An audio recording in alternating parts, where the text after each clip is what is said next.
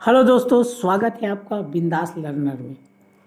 शिक्षक भर्ती परीक्षा 2019 हिंदी प्रश्न पत्र। पहला प्रश्न है, मैंने जीवन में कड़ी मेहनत की है, तब आप मुझे इस स्थिति में देख रहे हैं। उपयुक्त वाक्य में रेखांकित अंश का अर्थ बताने वाले किस मुहावरे का प्रयोग होगा? ऑप्शन ए 12 बाट किया है, बी मैदान मारा है, सी बड़े पापड़ बेले हैं, डी टिमटाम किया है। तो ऑप्शन सी इसका राइट आंसर है, बड़े पापड़ बेले हैं। प्रश्न 32 नंबर का है, दुख और सुख सबके साथ लगे रहते हैं, इस अर्थ को बताने के लिए निम्नांकित में से किस लोकोक्ति का प्रयोग होगा? ऑप्शन ए न सावन न भादो हरा, बी घर घर शादी घर घर गम, सी परिस्थितियां सदा एक समान नहीं रहती, डी एक तवे की रोटी क्या मोटी क्या छोटी। तो इसका ऑप्शन बी राइट आंसर है, घर घर शादी घर घर काम। प्रश्न 33, मैं लड़के को वेद पढ़ाता हूं, इस वाक्य में क्रिया है ए अकर्मक क्रिया, बी सकर्मक क्रिया, सी द्विकर्मक क्रिया, डी प्रेरणार्थक क्रिया। तो इसका ऑप्शन सी राइट आंसर है, द्विकर्मक क्रिया।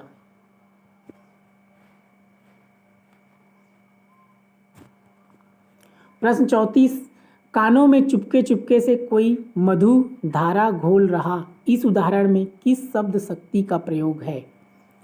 ऑप्शन ए व्यंजना, बी लक्षणा, सी अभिधा, डी उपयुक्त में से कोई नहीं। ऑप्शन बी इसका राइट आंसर है, लक्षणा। प्रश्न 35 है, न्याय शास्त्र के अनुसार प्रत्येक वाक्य में निम्नलिखित में से क्या होना चाहिए? ऑप्शन ए उद्देश्य, बी विधेय, सी संयोजक, डी उपरोक्त सभी। ऑप्शन डी उपरोक्त सभी इसका राइट आंसर। प्रश्न 36, रिजु का सही विलोम चुनिए। ऑप्शन ए टेढ़ा, बी बांका, सी वक्र, डी तिरछा। इसका राइट आंसर है वक्र। प्रश्न 37, तुम चाहो तो अभी झगड़ा मिट जाए, इस वाक्य में संभाव्य भविष्यत काल का क्या अर्थ व्यक्त हो रहा है? ए संभावना, बी कर्तव्य, सी विरोध, डी सांकेतिक भाषा। इसका राइट आंसर है डी सांकेतिक भाषा। प्रश्न 38, विराम चिन्हों के विषय में निम्नांकित में कौन सा कथन सही है? ऑप्शन ए अधिकांश विराम चिन्हों का संबंध अंग्रेजी भाषा से है। ऑप्शन बी विराम चिन्हों के नियम बहुधा वाक्य पृथक्करण स्थापित किए गए हैं, परंतु अधिकांश में इनका प्रयोग अर्थ पर ही अवलंबित है। ऑप्शन सी विराम चिन्ह शुद्ध भाषा रचना से अधिक संबंधित है। ऑप्शन डी उपरोक्त सभी सही है। इसका राइट आंसर है ऑप्शन डी उपरोक्त सभी सही। प्रश्न 39, शुद्ध शब्द की वर्तनी के लिए दिए गए विकल्प में से सही विकल्प का चयन कीजिए। ए शुश्रूषा, शुश्रूषा, सभी में ये दोनों में शुश्रूषा लिखा है। इसका जो राइट आंसर है option B शुश्रूषा।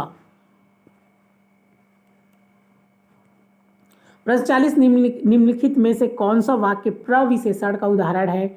Option A Kashmiri सेब सिंदूरी लाल होता है, बी ऐसा करना अनुचित है, सी श्याम दुबला है, डी 1 लीटर दूध चाहिए। तो ऑप्शन ए इसका राइट आंसर है।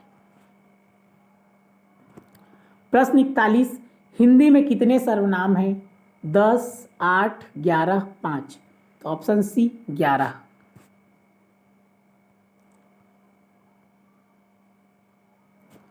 प्रश्न नंबर 42 है, तुम्हारे आने से मेरा काम सफल होगा, वाक्य का प्रकार है कार्य कारणवाचक, बी रीतिवाचक, सी स्थानवाचक, डी परिमाणवाचक। तो इसका राइट आंसर है ऑप्शन ए कार्य कारणवाचक।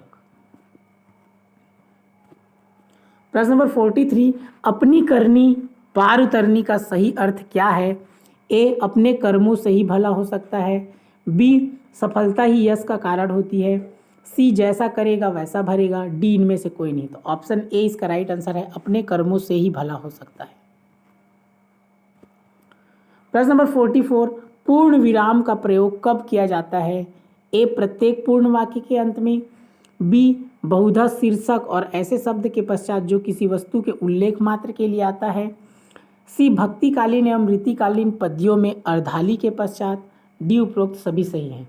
इसका राइट आंसर है डी उपरोक्त सभी सही हैं। प्रश्न नंबर 45, गुड़ गोबर करना मुहावरा किस अर्थ का द्योतक है? ए मन न लगना, बी काम बिगाड़ना, सी खो देना, डी दोषारोपण करना। तो ऑप्शन बी इसका राइट आंसर है काम बिगाड़ना। प्रश्न नंबर 46, चौट शब्द किस भाषा का शब्द है? ए पाली, बी प्राकृत, सी अपभ्रंश, डी पुर्तगाली। इसका राइट आंसर है प्राकृत। प्रश्न नंबर 47, मैं खाना खा चुका तब वह आया, यह वाक्य है विधिवाचक, संदेहवाचक, आज्ञावाचक, संकेतवाचक। इसका राइट आंसर है ऑप्शन ए विधिवाचक। प्रश्न 48, हिमालय गंगा से निकलती है, इस वाक्य में कौन सा कारक है? करण कारक, अपादान कारक, संप्रदान कारक, अधिकरण कारक। तो ऑप्शन बी राइट आंसर है अपादान कारक।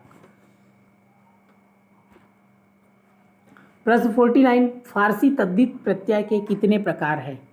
Option A 3, B 1, C 2, D 4। इसका राइट आंसर है ऑप्शन ए 3।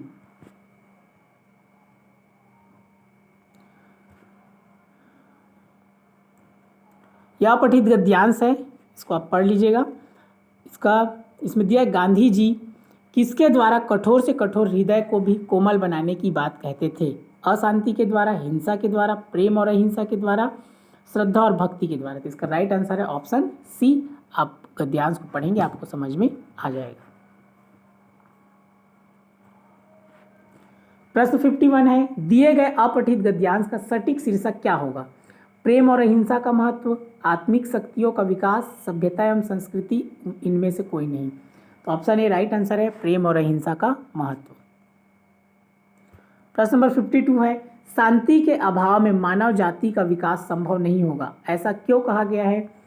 ए आपसी कलह और विवाद की स्थिति बनी रहेगी, बी अशांति और हिंसा को बढ़ावा मिलेगा, सी अशांति से सहयोगपूर्ण ढंग से विकास के प्रयासों का रास्ता अवरुद्ध होगा, डी उपरोक्त सभी सही है। इसका राइट आंसर है ऑप्शन डी उपरोक्त सभी सही है।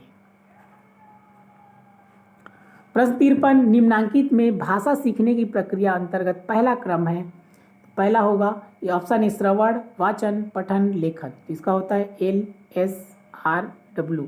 लिसनिंग मतलब सुनना, स्पीकिंग बोलना, रीडिंग पढ़ना और राइटिंग लिखना। तो सबसे पहले हम सुनते हैं, इसलिए क्या होगा श्रवण, ऑप्शन ई।